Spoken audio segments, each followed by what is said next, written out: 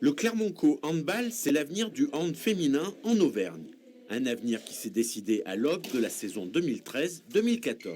Il est né d'une volonté de 3 présidents.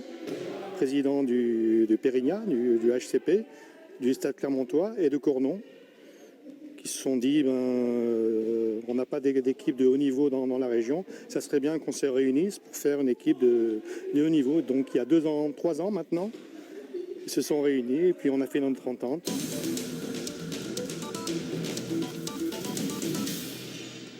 Après une montée rapide dès la première année, les filles de l'entraîneur Damien Chastel évoluent donc en National 2, l'équivalent de la 4e division, et les objectifs sont clairement exprimés. Confirmer la bonne saison de l'an dernier, on a fini 3e pour la première année en National 2.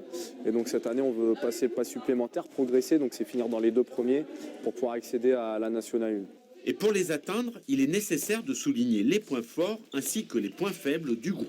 C'est la jeunesse du groupe qui permet d'avoir un jeu très offensif, très rapide, avec une défense plutôt ambitieuse à essayer de récupérer les balles, à ne pas attendre que la balle arrive, et vraiment une capacité à transformer ces défenses-là en but rapide.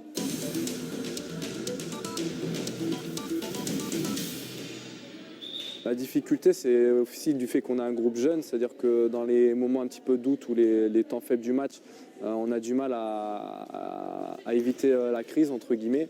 Ça, c'est le premier point. Et aussi un peu plus d'expérience en attaque placée nous ferait pas de mal. Quant à la politique du club, elle est clairement tournée vers la formation avec 15 joueurs membres du pôle espoir Auvergne.